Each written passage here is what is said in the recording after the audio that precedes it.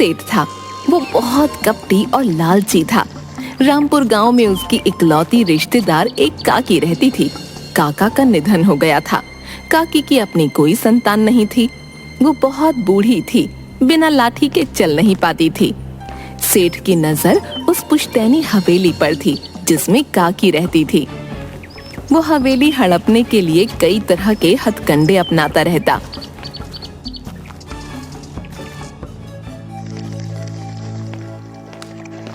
लीजिए, चाय पी लीजिए। इतनी चिंता में क्यों लग रहे हो? क्या बात है? अरे भाग्यवान, चिंता न करूं तो क्या करूं? सारी हवेली पर हक जमा कर बैठी है काकी। उस बुढ़िया से किसी ना किसी तरह वो हवेली तो चाहिए, बस। उसके कुछ ही दिन बचे हैं, अब आप खामखा की फिक्र करते हो। उस पर तो आपका ही हक है। इकलौते वारिस हो आप हवेली के। इस बार तो मैं काकी को फुसलाकर हवेली के कागज लेकर रहूंगा। आप कौन? अरे सुनिए, आप अंदर कहाँ जा रहे हो? अरे कौन है रे? कौन आया? मैं हूँ काकी, तुम्हारा बबुआ। अरे तू क्यों आया है? क्या काकी, तुम भी ना अपनी काकी से मिलने नहीं आ सकता क्या? अरे तू रहने दे, एक नंबर का लालची स्वार्थी कहीं का। तू कभी मरते हुए को पूछने नहीं आया। चल निकल यहाँ से। जैसा भी हूँ काकी, इस हवेली का इकलौता वारिस हूँ। हाय हाय, आज वारिस पना याद आ रहा है। जब जब इस हवेली पे मुझ पे मुसीबत आई तो झांकने भी नहीं आया। ये सब मैं नहीं जानता, मुझे बस अपना हक चाहिए। बाहर निकाल इसे। ये हवेली तो क्या सुई बराबर जगह नहीं मिलेगी। ये घर मेरा भी है, इस पर मेरा भी उतना ही हक है जितना तुम्हारा। तुम मुझे नहीं निकाल सकती। अरे जा यहाँ से, नहीं तो धक्के खाकर जाएगा, समझा? नौकर आगे बढ़ा। हाथ मत लगाना। काकी, तुम क्या सोच रही हो? मैं अपना हक छोड़ दूंगा? ये हवेली मेरी है, तुम्हारे जीते जी से लेकर रहूंगा। देखता हूँ तुम क्या कर लोगी।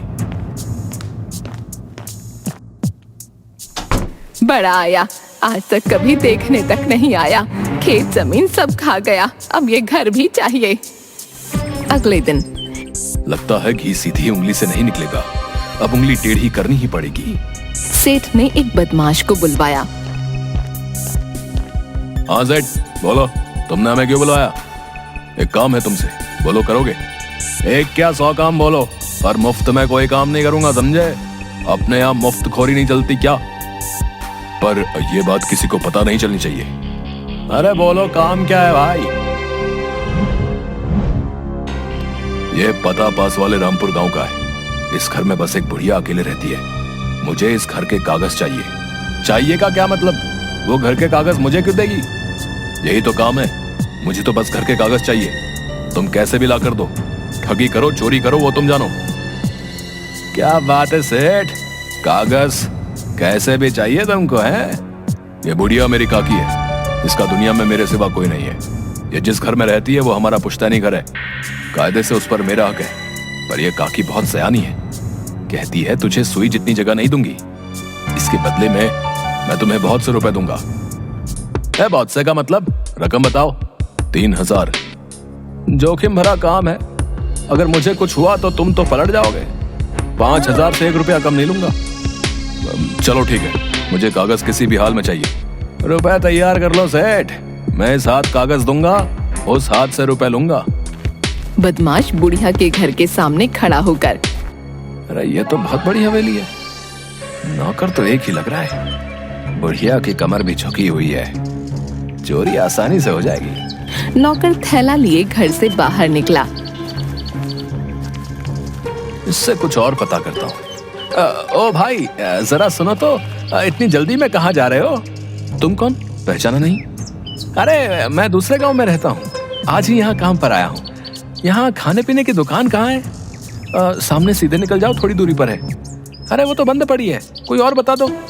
देखो भैया, अभी मैं बहुत जल्दी में हूँ, वरना आखिरी बस निकल जाएगी। मेरी भतीजी की शादी है, वहाँ जाना जरूरी है। आज वहीं रहोगे? हाँ, कल शाम से पहले तो नहीं आ पाऊंगा। चलो अब चलता हूँ।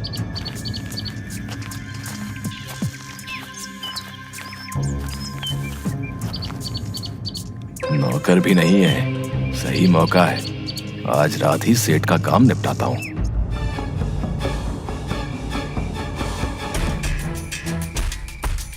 अंधेरा होने पर बदमाश खिड़की से घर में घुस गया।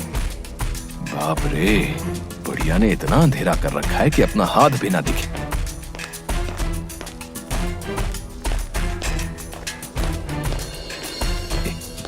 चलते चलते वो रसोई में पहुंचा।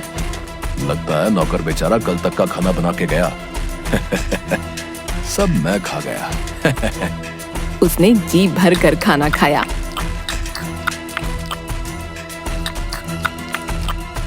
अब रास्ता एकदम साफ है। वो मरियल बुढ़िया तो बिना लाठी के चल भी नहीं पाती। मेरा क्या बिगाड़ेगी? अब आराम से कागज ढूंढ लूंगा। वो एक कमरे में गया, वहाँ तिजोरी थी। उसने पिन से तिजोरी खोलने की कोशिश की। अरे, पूरी पिन टेढ़ी हो गई, पर ताला टस से मस नहीं हो रहा। ये अपनी चाबी के बिना नहीं खुलेगा। चाबी चाबी, कहाँ है चाबी? उसने यहाँ वहाँ देखा तो हाथ से एक मूर्ति टकराकर जोर से गिरी। अरे रमैया, ये आधी रात को क्या लगा रखा है?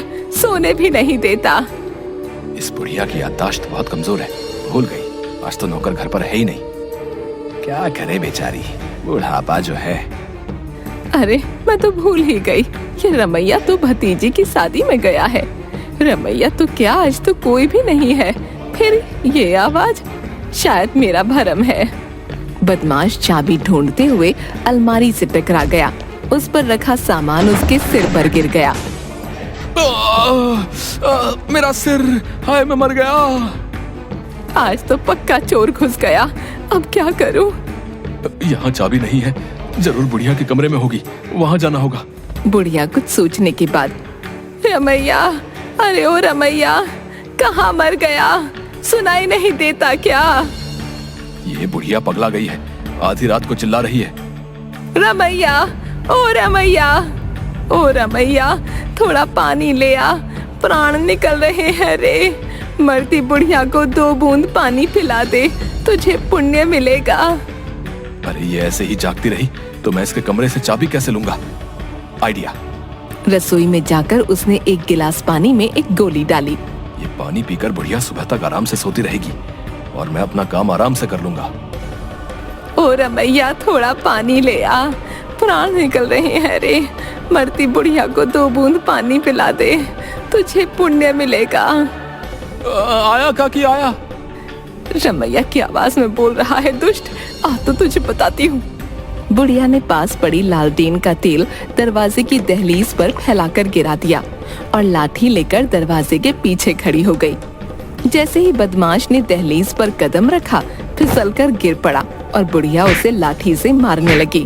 चोर, चोर, चोर! अरे चोर, काकी के घर में चोर घुस गया। गांव वालों ने आकर बदमाश को पकड़ लिया। सुबह पंचायत में सेठ को भी बुलवाया गया। ये चोर भी ना एक काम ढंग से नहीं कर सका। अब कहीं ये सब कुछ सच सच ना उगल दे। कल रात काकी के घर में ये चोर घुस गया। वो तो शुक्र है कि इसने थोड़ी सूझबूझ दिखाई। अगर कोई ऊंच नीच हो जाती तो। आप कहना क्या चाहते हो मुखिया जी? काकी का यूं अकेले रहना ठीक नहीं, तुम इसे अपने साथ रखो। काकी मेरे साथ आ जाए तो मैं इस हवेली को ऊंची कीमत पर बेचकर शहर जाकर आराम की जिंदगी जीऊंगा। हाँ हाँ, क्यों नहीं, ये चले मेरे साथ, मैं इनका पूरा ध्यान रखूंगा। मुखिया जी, मुझे नहीं रहना इसके साथ। पर काकी, इसके सिवा तुम्हारा कोई है भी तो नहीं। पिछले साल जब मैं बीमार हुई थी, तब भी आपने यही कह के मुझे इसके यहाँ भेजा। देखभाल करना तो दूर, रोटी कपड़े तक को मोहताज कर दिया था मुझे। ये और इसकी पत्नी मेरे साथ नौकरों से भी बुरा व्यवहार करते थे। पर काकी, अपमान सहने से तो अकेले रहना अच्छा है। वैसे भी इसे बस हवेली चाहिए। ठीक है काकी, तुम काकी के घर में क्या चोरी करने गए थे? हाँ, सुना नहीं, तुम काकी के घर में क्या चोरी करने गए थे? बताता हूँ, पर मुझे मारना नहीं। गांव वालों ने मार मार के कमर तोड़ दिए। कोई नहीं मारेगा। सेठ ने बदमाश को आंख मारकर गर्दन न में हिलाकर इशारा किया।